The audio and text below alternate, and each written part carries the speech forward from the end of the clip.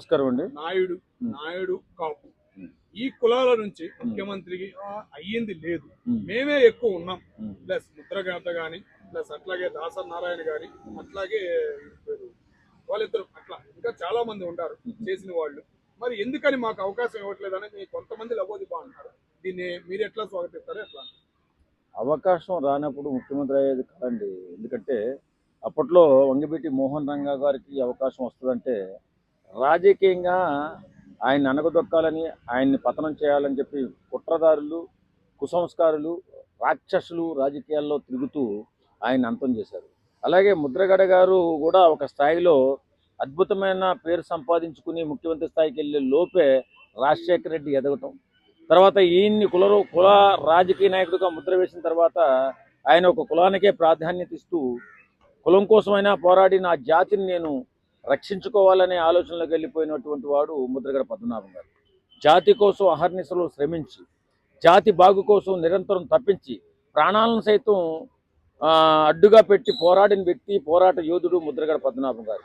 అలాగే మిన్న జాతులు వంగవీటి మోహనరంగా గారి గురించి మాట్లాడితే, మిన్న జాతులు అనగా ఎస్సీ ఎస్టీ బీసీ వర్గాలు అందరూ బాగుండాలి, కుల వ్యవస్థ ఉండకూడదు, అందరూ బిడ్డలు చదువుకోవాలి, అందరూ కూడా ఉద్యోగాలు చేసుకోవాలి, ప్రతి కుటుంబం బాగుండాలని తప్పించి పేదల ఇళ్ల కోసం పోరాటం చేస్తుంటే ముస్కరులు ఆయన అంతమొందించి ఆయన జీవితాన్ని కడతీర్చారు. అలాంటి గొప్ప నాయకులు చాలామంది ఉన్నారు మన రాష్ట్రంలో. ఆయన కులం కోసం, ఈయన అన్ని కులాల కోసం పోరాడిన వ్యక్తులు. వాళ్ళిద్దరికి వచ్చిన అవకాశాన్ని రాజకీయంగా దెబ్బకొట్టినటువంటి రాబందులు చాలా ఉన్నాయి. ఆ రాబందులో ఆ పేర్లు చెప్పకూడదు మనం, ఎందుకంటే అందరికీ తెలుసు ఎవరు ఏ రకంగా మన ముద్రగడ పద్మనాభం గారిని ఒక కులానికి పరిమితం చేశారు. అలాగే వంగవీటి మోహన్ రంగా గారిని ఏ రకంగా హతమార్చారో అందరికీ తెలుసు. ఈ కుతంత్ర రాజకీయ క్రీడలో బలైపోయిన మహానుభావులు, కాపు జాతి ముద్దు బిడ్డలు ఈ ముద్రగడ పద్మనాభం గారు, అలాగే వంగవీటి మోహన్ రంగా గారు. కాపు జాతి ఉన్నంత వరకు వాళ్ళ చరిత్ర అలానే ఉంటుంది. కాపు జాతి వాళ్ళని ఎప్పుడూ స్మరించుకుంటూనే ఉంటుంది. కాపు జాతిని ఒక ఉవ్వెత్తున ఒక ఉద్యమాన్ని లేపి వారి రిజర్వేషన్ కోసం పోరాటం చేసిన పోరాట యోధుడు ముద్రగడ పద్మనాభం గారు చనిపోవడం మా అందరికీ కూడా చాలా బాధాకరం. ఎందుకంటే ముద్రగడ గారితో నేను కూడా తిరిగాను ఆ రోజుల్లో.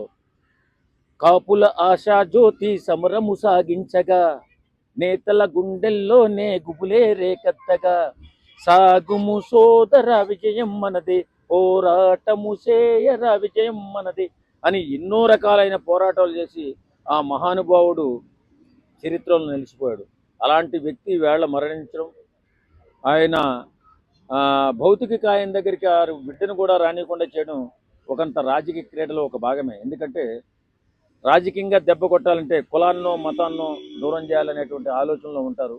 కాబట్టి ఇలాంటి రాజకీయ క్రీడలో బలైపోయిన సూర్యచంద్రులు ఇద్దరు కూడా వంగవీటి మోహనరంగ, ముద్రగడ పద్మనాభం గారు. ఓకే సార్, అట్లాగే సినీ రంగంలో కూడా తొక్కినా కూడా పైకి వచ్చారు.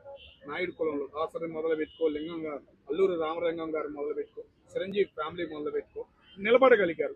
ఎందుకని రాజకీయంలో నిలబడలేకపోయారు అని కూడా విమర్శలు వస్తున్నాయి.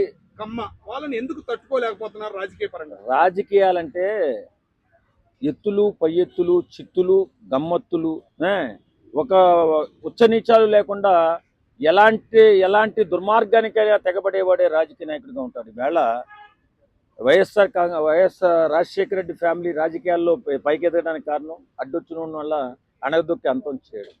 అలాగే చంద్రబాబు నాయుడు గారు తెలుగుదేశం గురించి ఆలోచిస్తే ఆయన పాపం అంతం చేశాడో లేదో తెలియదు, కానీ మంచి ఎత్తులు వేసుకుంటూ పొత్తులు కలుపుకుంటూ ఆయన ముందుకెళ్లారు. ఆయన రకమైన పోరాటం. ఏదేమైనా రాజకీయాల్లో నిలబడాలంటే చాలా కుతంత్రాలు, కుళ్ళు, నమ్మక ద్రోహం ఇలాంటివన్నీ చేయాలి. అవి వాళ్ళకి చేత కాలేదు కాబట్టి నాయకులుగా నిలబడలేకపోయారు. ఇప్పుడు పవన్ కళ్యాణ్ గారు కూడా ఆయన పోరాటం చేస్తున్నాడు మహానుభావుడు.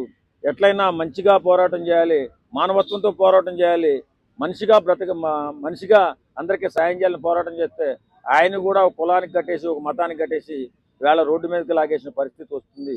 కాబట్టి రాజకీయం సర్వనాశనం అయిపోయింది. రాజకీయం అంటే వేళ ఎలా తయారైపోయిందంటే కుళ్ళు కుతంత్రంతో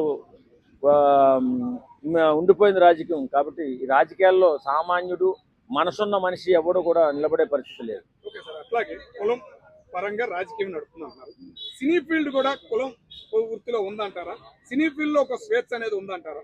నేను ఒక జనరల్ సెక్రటరీ ఒక యూనియన్కి, నేను అవన్నీ మాట్లాడకూడదు. ఏదేమైనా సినిమా ఇండస్ట్రీలో కులం లేదండి. అక్కడ ప్రతిభే, అక్కడ కులానికి తావులేదు. కళాకారుడికి కులం లేదు, సినిమా ఫీల్డ్కి కులం లేదు. కళాకారుడు ఎవరింటికి వెళ్ళన్నా భోంచేయాలి, ఏ కులం వాడి ఇంటికన్నా భోంచేయాలి. కళాకారుడికి ఒక డ్రైవర్కి మాత్రమే కులం లేదు మన దేశంలో. ఇది మాత్రం నిజం. కులం అనే కుంపట్లో కొట్టుకుని ఎక్కువగా బలపడేది, బాగుపడేది రాజకీయ నాయకులే. అంటే సినీ ఫీల్డ్ పరంగా కూడా చిరంజీవి ఫ్యామిలీ చాలా మందిని తొక్కారు. కొంతమంది హీరోల్ని పైకి కూడా రానిలేదని విమర్శలు ఇప్పటికి కూడా వాళ్ళ ఫ్యామిలీ మీద ఉన్నాయి. మరి దాని గురించి ఏమంటారు? అది తప్పు. చిరంజీవి ఎవరిని ఎప్పుడు కూడా తొక్కేయాలని ఆలోచన చేయాల.